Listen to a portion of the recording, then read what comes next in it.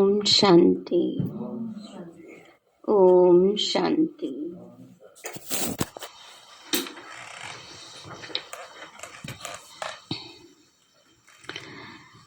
आज प्यारे बाबा की 22 तारीख के महावाक्य हैं। आज है 22/2/2022। वंडरफुल डेट है। बाबा बोले, मीठे बच्चे, तुम सबको सच्ची गीता सुनाकर सुख देने वाले सच्चे सच्चे व्यास हो। तुम्हें अच्छी तरह पढ़कर सबको पढ़ाना है, सुख देना है। मीठे बच्चे, तुम सबको सच्ची गीता सुनाकर सुख देने वाले सच्चे सच्चे व्यास हो। तुम्हें अच्छी तरह पढ़कर सबको पढ़ाना है, सुख देना है। प्रश्न है, सबसे ऊंची मंजिल कौन सी है जिस पर पहुंचने का तुम पुरुषार्थ करते हो? बाबा बोले, अपने को अशरीरी समझना, इस देह अभिमान पर जीत पाना, यही ऊंची मंजिल है। क्योंकि सबसे बड़ा दुश्मन है देह अभिमान। ऐसा पुरुषार्थ करना है जो अंत में बाप के सिवाय कोई याद ना आए। शरीर छोड़ बाप के पास जाना है। ये शरीर भी याद न रहे, यही मेहनत करनी है। बाबा ने कहा, शरीर छोड़ बाप के पास जाना है और ये शरीर भी याद न रहे। गीत है, इस पाप की दुनिया से अब दूर कहीं ले चल। ओम शांति। जीव आत्माएं या बच्चे समझते हैं दिल में कि अभी हमको बाबा कहाँ ले चलते हैं। बरोबर जहाँ से हम आए हैं वहाँ ही ले चलेंगे। फिर हमको पुण्य आत्माओं की सृष्टि जीव आत्माओं की दुनिया में भेज देंगे। श्रेष्ठ और भ्रष्ट अक्षर निकले हैं, जरूर जीव आत्माओं को ही कहेंगे। सुख व दुख जब शरीर में है तब ही भोगा जाता है। आत्मा फील तभी करेगी ना, शरीर से निकल जाए तो सुख दुख की फीलिंग नहीं है। बच्चे जानते हैं कि बाबा आया है। बाबा का नाम हमेशा शिव है। हमारा नाम सालिग्राम है। शिव के मंदिरों में सालिग्रामों की भी पूजा होती है। बाबा ने समझाया था, एक है रुद्र ज्ञान यज्ञ और दूसरा है रुद्र यज्ञ। एक है रुद्र ज्ञान यज्ञ, रुद्र ज्ञान यज्ञ है ये, और रुद्र यज्ञ है जो भक्ति में करते हैं, उसमें हवन करते हैं, उसको रुद्र यज्ञ कहते हैं। उसमें खास बनारस के ब्राह्मण पंडितों को बुलाते हैं रुद्र यज्ञ की पूजा के लिए। बनारस में ही शिव के रहने के अनेक मंदिर हैं। शिव काशी कहते हैं। असल नाम काशी था, फिर अंग्रेजों ने बनारस नाम रखा, फिर वाराणसी नाम अभी रखा है। भक्ति मार्ग में आत्मा परमात्मा का ज्ञान तो है नहीं। पूजा दोनों की अलग अलग करते हैं। एक बड़ा शिवलिंग बनाते हैं, बाकी छोटे छोटे सालिग्राम अनेक बनाते हैं। तुम जानते हो हम आत्माओं का नाम है सालिग्राम।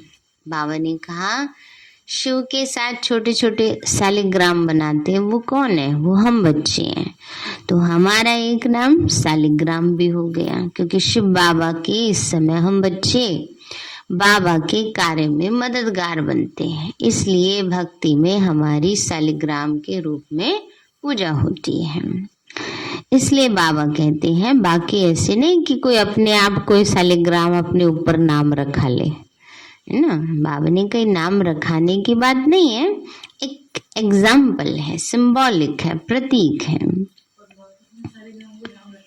हाँ, वही मैं बता रही हूँ कि लौकिक में कोई अपने ऊपर शालिग्राम नाम रख लेते हैं, पर यहाँ कोई रखने की बात नहीं है, ये समझ की बात है कि हम सब शालिग्राम हैं। तो बाबा कहते हैं, बच्चे शालिग्राम बनाते और हमारे बाबा का नाम है शिव। शालिग्राम सब एक ही साइज के बनाते, तो बाप बरोबर बाप और बेटे का संबंध है। आत्मा याद करती रहती है, हे परम पिता परमात्मा। हम परमात्मा नहीं हैं, परमात्मा हमारा बाबा है। यह समझाने की मत तुमको दी गई है। दिन प्रतिदिन तुमको श्रीमत मिलती रहती है कि कोई को भी पहले बाप का परिचय दे, वर्षा दिलाना है। पहले तुमको सिद्ध करके समझाना है कि वो निराकार बाप है, यह प्रजापिता ब्रह्मा है, साकार है। वर्षा निराकार से मिलता है। अब बाप समझाते हैं, मेरा एक ही नाम शिव है, दूसरा कोई मेरा नाम नहीं। बाबा कहते हैं, मेरा एक ही नाम शिव है, दूसरा कोई नाम नहीं। शिव माना कल्याणकारी। सभी आत्माओं के शरीर के नाम अनेक हैं, मेरा कोई शरीर है नहीं। मैं सुप्रीम सोल हूँ, परमात्मा हूँ। बाबा पूछते हैं, बच्चे तुम्हारा सबसे बड़ा दुश्मन कौन है? कौन है दुश्मन? रावण है।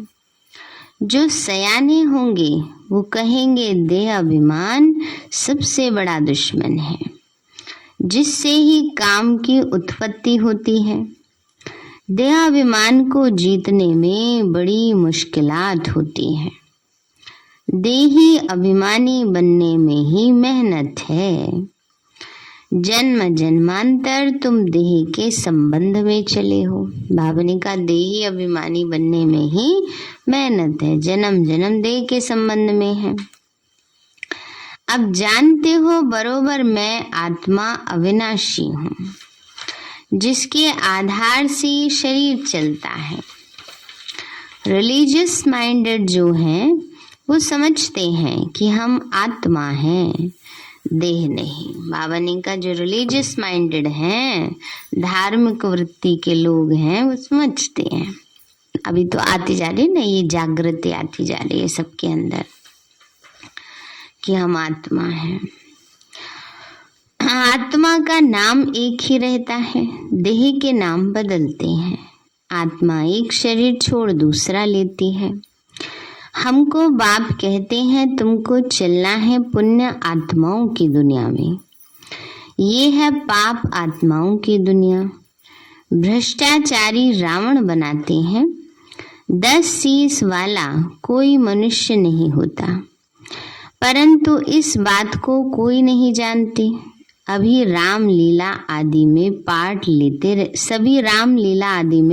लेते रहते। सब एक मत भी नहीं है। कोई इन सब बातों को कल्पना समझते हैं ना। बाबा ने कहा, कोई क्या समझते हैं, ये सब कल्पना है। बाबा ने कहा, परंतु ये नहीं जानते कि रावण भ्रष्टाचारी को कहा जाता है। पराई स्त्री को चुराना ये भ्रष्टाचार है ना। इस समय सब भ्रष्टाचारी हैं, क्योंकि विकार में जाते हैं। जो विकार में न जाए उनको निर्विकारी कहा जाता है। वो है राम राज्य और ये है रावण राज्य। भारत में ही राम राज्य था। भारत सबसे प्राचीन था। पहले नंबर में सृष्टि पर सूर्यवंशी देवी देवताओं का झंडा बुलंद था। उस समय चंद्रवंशी भी नहीं थी। अभी तुम बच्चों को यह सूर्यवंशी झंडा है। तुमको मंजिल का पता लगा है बाबा ने कहा, बच्चे तुमको मंजिल का पता लगा है फिर भूल जाते हो। स्कूल में बच्चा कभी एम ऑब्जेक्ट को भूल नहीं सकता। स्टूडेंट टीचर को व पढ़ाई को कभी भूल नहीं सकते। यहाँ फिर भूल जाते हैं। भावनी का स्कूल में जाते हैं तो कभी अपना लक्ष्य भूलता है, कभी नहीं भूलता, यहाँ भूल जाते हैं। कितनी बड़ी पढ़ाई है, 21 जन्मों के लिए राज्य भाग्य पाते हो। ऐसे स्कूल में कितना अच्छा और रोजाना पढ़ना चाहिए। इस कल्प अगर नापास हुए तो कल्प कल्प नापास होते ही रहेंगे, फिर कभी भी पास नहीं होना है। बाबा ने कहा, अगर इस कल्प नापास हो गए तो कोई ये ना सोच करके भ्रम में रहे कि कोई बात नहीं अगली बार चांस ले लेंगे। वो तो कल्प कल्प के लिए फिक्स हो गया, ड्रामा कल्प कल्प के लिए फिक्स हो रहा है। इसलिए जब जो बात कल्प कल्प के लिए फिक्स हो रही हो तो उस पर कितना टेंशन देना चाहिए। बाबा ने कहा, फिर भी कभी पास नहीं होना तो कितना पुरुषार्थ करना चाहिए। श्रीमत पर चलना चाहिए। श्रीमत कहती है अच्छी रीति धारणा करो और कराओ। अगर ईश्वरीय डायरेक्शन पर नहीं चलेंगे तो ऊंचा पद भी नहीं पाएंगे। अपने दिल से पूछो, हम श्रीमत पर चल रहे हैं। अपने को मियाँ मिट्ठू नहीं समझना है। फिर बाबा कहते हैं भी नहीं, कई बच्चे अपने आप को मियाँ मिट्ठू समझते रहते हैं, हमारे जितना तो कोई चलता भी नहीं है ये भी मियाँ मिट्ठू बनना है। बाबा कहते हैं एक्यूरेसी होनी चाहिए। कईयों के अंदर एक्यूरेसी बिल्कुल नहीं होती है ना, इसलिए बाबा कहते हैं बच्चे मियाँ मिट्ठू नहीं बनो। बाबा ने कहा, बच्चे अपने दिल से पूछो, हम श्रीमत पर चल रहे हैं, फिर अपने को मियाँ मिट्ठू नहीं समझना है। अब अपने से पूछो तो जैसे यह ब्रह्मा सरस्वती श्रीमत पर चलते, हम ऐसे चल रहे हैं। पढ़कर और पढ़ाते हैं, क्योंकि तुम सच्ची सच्ची गीता सुनाने वाले व्यास हो। वह व्यास नहीं जिसने गीता लिखी, जो गीता है वो व्यास की गीता है। गीता सुनाते हैं तो जिस गद्दी पर बैठते उसको कहते हैं व्यास की गद्दी, है ना। तो बाबा ने कहा, दुनिया में तो व्यास की गीता चलती है, लेकिन यहाँ तो शिव बाबा जो हम बच्चों को ज्ञान देते वो सच्ची गीता है। तुम इस समय सुखदेव के बच्चे, सुख देने वाले व्यास हो। सुखदेव शिव बाबा गीता का भगवान है, तुम उनके बच्चे व्यास हो, कथा सुनाने वाले। तो ये स्कूल है, स्कूल में बच्चे की पढ़ाई से नंबर का मालूम पड़ जाता है। वो है प्रत्यक्ष, ये है गुप्त। ये फिर बुद्धि से जाना जाता है कि हम किस लायक हैं, किसको पढ़ाने का सबूत मिला है। बच्चे लिखते हैं, बाबा फलाने ने हमको ऐसा तीर लगाया जो हम आपके बन गए। कोई तो सामने आते भी कह नहीं सकते कि बाबा हम तो आपके बन गए। कई बच्चियां पवित्रता के कारण मार भी खाती रहती हैं। कोई तो बच्चे बनकर फिर टूट भी पड़ते हैं, क्योंकि अच्छी तरह से पढ़ते नहीं हैं, बाबा को छोड़ के चले जाते हैं। फिर जो फेल हो जाते हैं ना, वो क्या करते हैं, वो पढ़ाई में नुक्स निकालते हैं। पढ़ाई टफ हो गई है आजकल या स्कूल ही अच्छा नहीं मिला, हमें टीचर ही अच्छे नहीं मिले, और जो पढ़ने वाले होते हैं वो कैसे भी टीचर से कैसे भी स्कूल में पढ़ लेते हैं। तो इसलिए बाबा कहते हैं बच्चे अच्छी तरह पढ़ते नहीं तो टूट जाते हैं, छोड़ देते हैं बाबा को। तो बाबा कहते हैं बच्चे नहीं तो बाप कितना अच्छी रीति समझाते हैं कि बच्चे सिर्फ मुझे याद करो और पढ़ो। इस नॉलेज से तुम चक्रवर्ती राजा बनेंगे। घर के बाहर भी लिख दो, 1 सेकंड में जीवन मुक्ति मिल सकती है। जनक मिसल 21 जन्मों के लिए 1 सेकंड में तुम विश्व के मालिक बन सकते हो। विश्व के मालिक तो जरूर देवताएं ही बनेंगे, सो भी नई विश्व, नया भारत।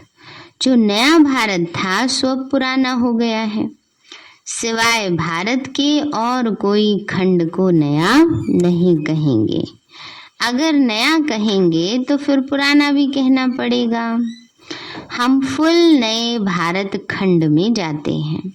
भारत ही 16 कला संपूर्ण बनता है और कोई खंड फुल मून हो न सके। फुल मून का मतलब है पूरा चांद, 16 कला। तो बाबा ने कहा और कोई खंड माना देश, प्राप्तियों के हिसाब से भी जितनी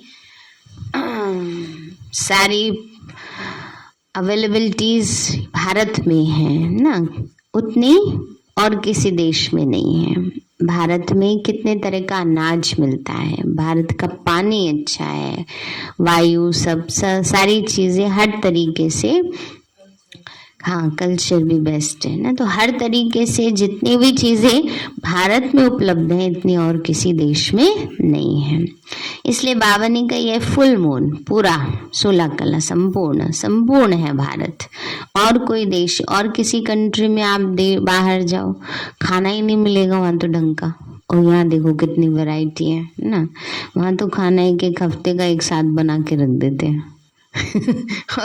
और जो बाबा कहते कलयुग अंत की निशानी, पैकेटों में पैक होकर मिलते। हर चीज, सब्जी कटी कटाई पैकेटों में पैक होगी, पराठे बने हुए पैकेटों में पैक होंगे। तो इसलिए बाबा कहते हैं बच्चे, वह तो शुरू ही आधा से होता है, तो आते ही द्वापर से है ना। कितने अच्छे अच्छे राज हैं।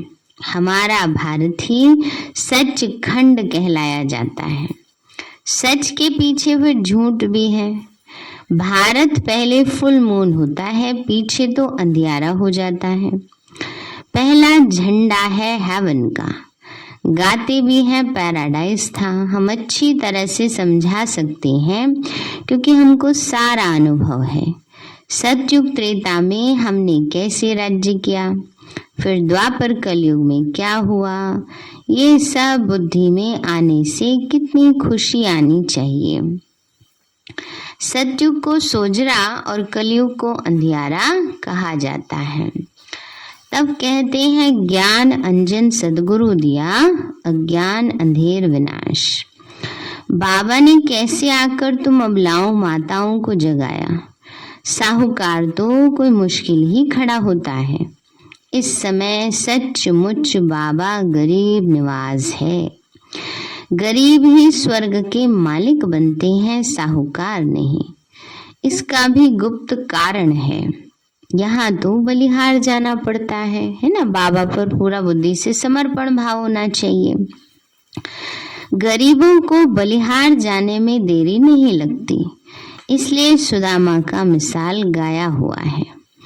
अब तुम बच्चों को रोशनी मिली है, परंतु तुम्हारे में भी नंबरवार है और सबकी ज्योति उझाई हुई है। उझाई इसलिए है क्योंकि आत्मा तो अजर अमर विनाशी है, बिल्कुल तो बुझ नहीं सकती है, लेकिन थोड़ी सी लाइट रह जाती है, बिल्कुल जैसे इसमें उसमें लगता है ना कि बत्ती ही जल रही है, उसको कहते हैं उझाई हुई। तो बाबा कहते हैं इतनी छोटी सी आत्मा में अविनाशी पाठ नूंधा हुआ है। वंडर है ना, यह कोई साइंस की शक्ति नहीं है। तुमको अब बाबा से शक्ति मिलती है। बरोबर ये अविनाशी चक्र है जो फिरता रहता है, इसका कोई आदि अंत नहीं है। नया कोई ये बातें सुने तो चक्री में आ जाए। यहाँ 10-20 वर्ष वालों को भी पूरा समझ में नहीं आता, ना ही किसी को समझा सकते हैं। तुमको पिछाड़ी में सब पता पड़ जाएगा कि फलाना फलाने के पास जन्म लेगा, ये होगा। जो महावीर होंगे उन्हों को आगे चलकर सब साक्षात्कार होते रहेंगे। बाबा ने कहा जो महावीर होंगे अंत में साक्षात्कार होंगे, बुद्धि की लाइन क्लियर होगी। तो और दूसरी बात, मृत्यु के समय हर आत्मा के आगे कर्मों की रील घूमेगी ना, वो तो कोई भी आत्मा है, लास्ट समय में अपने सब जन्मों के कर्मों की रील घूमती है, क्योंकि हर पाप कर्म की सजा मिलती है, तो इसलिए सारा बाबा दिखाएगा तुम्हें, तुमने ये पाप की, ये गलती की। तो बाबा कहते हैं बच्चे जो महावीर होंगे उनको साक्षात्कार होंगे। पिछाड़ी में तुमको सत्युग के झाड़ बहुत नजदीक दिखाई पड़ेंगे। महावीरों की ही माला है सत्युग के झाड़, माना सत्युग की निशानियां जब दिखाई देने लगेंगी। अभी देखो धीरे धीरे दिखाई देती जाती है ना कुछ कुछ। पहले 8 महावीर, फिर हैं 108 महावीर। पिछाड़ी में बहुत फर्स्ट क्लास साक्षात्कार होंगे। गाया भी हुआ है, परम पिता परमात्मा ने बाण मारे मरवाए, नाटक में बहुत बातें बनाई हैं। वास्तव में यह स्थूल बाणों की तो बात ही नहीं। कन्याएं माताएं बाणों से क्या जाने, वास्तव में ज्ञान बाण है, और इन्हों को ज्ञान देने वाला बरोबर परमपिता परमात्मा है। कितनी वंडरफुल बातें हैं। परंतु बच्चों को एक ही मुख्य बात घड़ी घड़ी भूल जाती है। सबसे कड़े ते कड़ी भूल होती है जो देह अभिमान में आकर अपने को आत्मा निश्चय नहीं करते, सच कोई नहीं बतलाते ना। बाबा ने कहा सच नहीं बतलाते बाबा को। सच तो कोई आधा घंटा भी सारे दिन में मुश्किल ही याद में रह सकते। कोई को समझ में नहीं आता कि योग किसको कहा जाता है। मंजिल भी बहुत ऊंची है, अपने को अशरीरी समझना है। जितना हो सके उतना पुरुषार्थ करना है, जो पिछाड़ी के समय कोई भी याद ना पड़े। कोई तत्वज्ञानी ब्रह्मज्ञानी अच्छे होते हैं तो गद्दी पर बैठे बैठे समझते हैं कि हम तत्व में लीन हो जाएंगे ना। बाबा ने कहा कोई तत्वज्ञानी होते हैं सोचते हैं बस हम ब्रह्म में लीन हो जाएंगे, शरीर का भान नहीं रहता। फिर जब उनका शरीर छूटता है तो आसपास सन्नाटा हो जाता है। समझते हैं कोई महान आत्मा ने शरीर छोड़ा है। तुम बच्चे याद में रहेंगे तो कितनी शांति फैलाएंगे। यह अनुभव उन्हों को होगा जो तुम्हारे कुल के होंगे, बाकी तो मच्छरों सदृश मरने वाले हैं। तुम्हारी प्रैक्टिस हो जाएगी अशरीरी होने की। ये प्रैक्टिस तुम यहाँ ही करते हो। वहां सतयुग में तो आत्मा एक शरीर छोड़ दूसरा लेती है। यहाँ तो तुम जानते हो ये शरीर छोड़ बाबा के पास जाना है, परंतु पिछाड़ी में कोई याद ना आए, शरीर ही याद ना रहे तो बाकी क्या रहा। मेहनत है इसमें, मेहनत करते करते पिछाड़ी में पास होकर निकलते हो। पुरुषार्थ वालों का भी पता तो पड़ता है ना, उनका शो निकलता है। बाबा ने कहा जो पुरुषार्थ करते हैं उनका पता तो चलता है, उनका शो निकलता है। बांधेली गोपिकाएं पत्र ऐसे लिखती हैं जो कभी छुटेली भी नहीं लिखती। उन्हों को फुर्सत ही नहीं। बांधेलियां समझती हैं शिव बाबा ने इन हाथों का लोन लिया है तो शिव बाबा का पत्र आएगा। ऐसा पत्र तो फिर 5000 वर्ष के बाद ही आएगा। तो क्यों नहीं बाबा को रोज पत्र लिखे। बाबा कहते क्यों नहीं बाबा को रोज पत्र लिखे। नैनों से काजल निकाल के भी लिखे, इतना प्यार। नैनों से काजल निकाल के भी बाबा को लेटर लिखे, ऐसे ख्यालात आएंगे। और लिखती हैं बाबा मैं वही कल्प पहले वाली गोपिका हूँ। हम आपसे मिलेंगे भी जरूर, वर्षा भी जरूर लेंगे। योग बल है तो अपने को बंधन से छुड़ाती रहती हैं। फिर मोह भी किसमें ना रहे, चतुराई से समझाना है, अपने को बचाना है। तोड़ निभाने के लिए बड़ी कोशिश करनी है। माताएं समझती हैं हम पति को भी साथ ले चलें, हमारा फर्ज है उनको समझाना। तो पवित्रता तो बहुत अच्छी है। बाबा खुद कहते हैं काम महाशत्रु है, इसको जीतो। मुझे याद करो तो मैं तुमको स्वर्ग का मालिक बनाऊंगा। ऐसी बच्चियां हैं जो पति को समझाकर ले आती हैं। बाबा ने कहा ऐसी भी बच्चियां हैं ना, कई ज्ञान की भू भू भू युक्ति से करती हैं तो चल जाते हैं ज्ञान में, है ना। तो बाबा कहते हैं बांधेलियों का भी पार्ट है। अबलाओं पर अत्याचार तो होते ही हैं। यह तो शास्त्रों में भी गायन है, कामेशु क्रोधेशु कोई नई बात नहीं है। तुमको तो 21 जन्मों का वर्षा मिलता है, इसलिए थोड़ा कुछ सहन तो करना ही पड़ता है। बाबा ने कहा 21 जन्मों का वर्षा मिल रहा है। एक जन्म में 100 रुपए कमाने के लिए भी कितना मेहनत करनी पड़ती है। ऐसे कम जाते हैं? नहीं ना, कुछ ना कुछ बातें सुननी पड़ती हैं। और यहाँ इतने बड़े विश्व की बादशाही मिल रही है, उसके लिए एक बात सुननी पड़ गई। ओह, लोग ऐसे कहते हैं। अरे लोग ऐसे क्यों नहीं कहेंगे भला? अच्छा करोगे तो भी कहेंगे, बुरा करोगे तो भी कहेंगे। किसकी जबान पकड़ोगे? इसलिए बाबा कहते क्या बड़ी बात है। और घर में कौन ऐसा है जो नहीं सुनता हो? बताओ कौन है किसने कभी किसी की ना सुनी हो?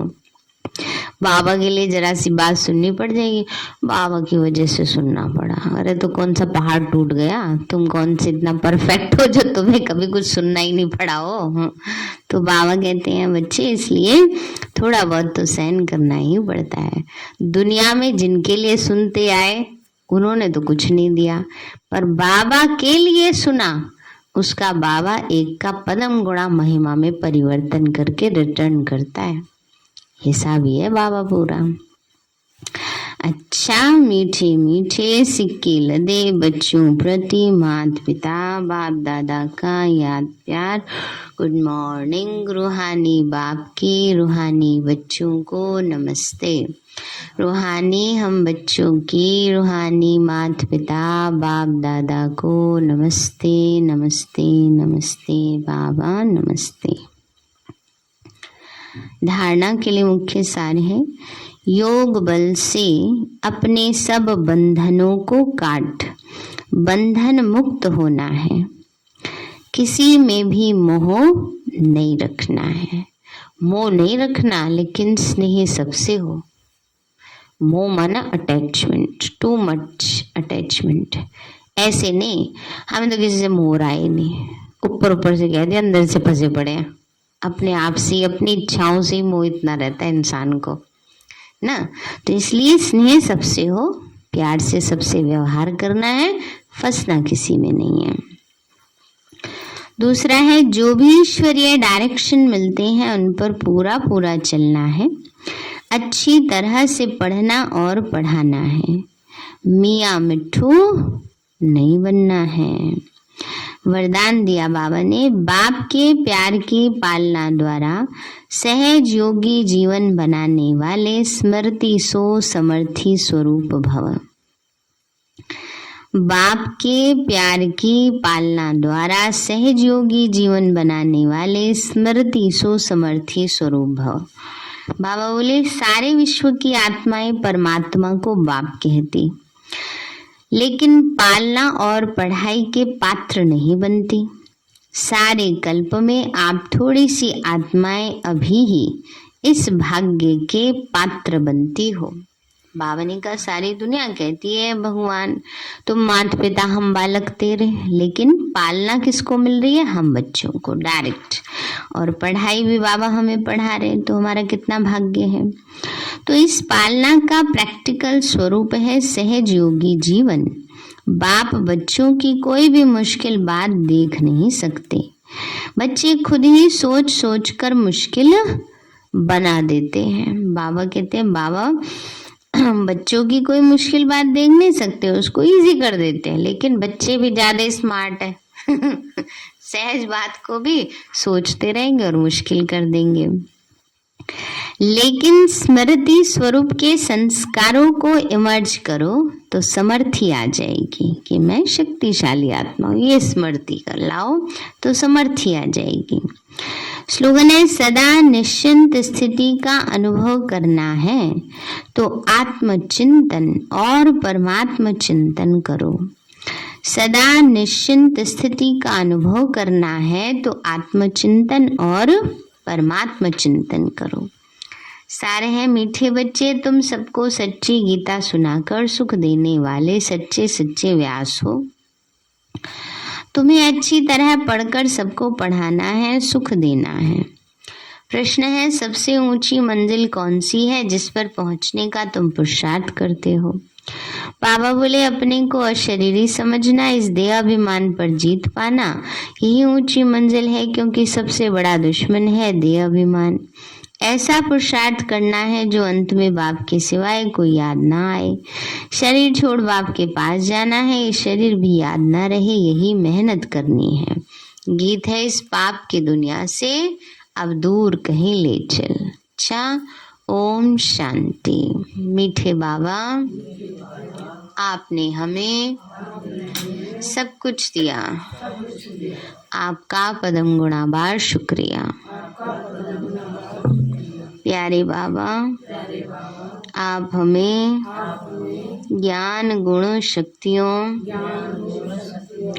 वरदानों और सद्बुद्धि से भरपूर करते हो, आपका बार बार शुक्रिया। मीठे बाबा, आपने मुझ आत्मा को, इस सेवा स्थान को, विश्व की सर्व आत्माओं को निर्विघ्न बनाया, आपका बार बार शुक्रिया। प्रकृति के पांचों तत्वों का भी शुक्रिया, साइंस के साधनों का भी शुक्रिया, लौकिक अलौकिक परिवार का भी शुक्रिया। हे तन, तुम्हारा भी शुक्रिया। विश्व की सर्वात्माओं का और ब्रह्मांड की सारी शक्तियों का, सब प्रकार का सहयोग देने के लिए शुक्रिया। मीठे बाबा, मुझ आत्मा ने जाने अनजाने में जिन भी आत्माओं को मनसा वाचा कर्मणा दुख दिया है, मैं उन सभी से क्षमा चाहती हूँ। मुझे क्षमादान दिलाओ। और जिन आत्माओं ने मुझे दुख दिया है, विघ्न रूप बने हैं, मैं उन सभी को दिल से क्षमा करती हूँ। सबका कल्याण हो, सबको सुख शांति सद्बुद्धि मिले और बाबा के सेंटर की सेवाएं खूब बढ़ती जाए। शिव बाबा से सारी शक्तियाँ मुझ आत्मा में समा रही हैं, पूरे शरीर में फैल रही हैं, पूरे घर में फैल रही हैं, पूरे देश पूरी दुनिया में फैल रही हैं। सब प्रकार के वायरस नष्ट होते जा रहे हैं। मैं आत्मा परम धाम में चमकती हुई मणि हूँ। सतयुग में पावन देवताई शरीर में पहले नंबर जन्म में रॉयल फैमिली में हूँ। मैं अष्टभुजाधारी देवी दुर्गा हूँ। विघ्न विनाशक गणेश हूँ। मैं बाबा की छत्र छाया में पलने वाली सर्वश्रेष्ठ ब्राह्मण आत्मा हूँ। मैं फरिश्ता हूँ। मेरे साथ सब कुछ बहुत अच्छा होगा। मेरे साथ सब कुछ बहुत अच्छा होगा। मेरे साथ सब कुछ बहुत अच्छा होगा। मेरे साथ सब कुछ बहुत अच्छा होगा। वाह रे मैं, वाह मेरा श्रेष्ठ भाग्य। वाह वाह वाह। ओ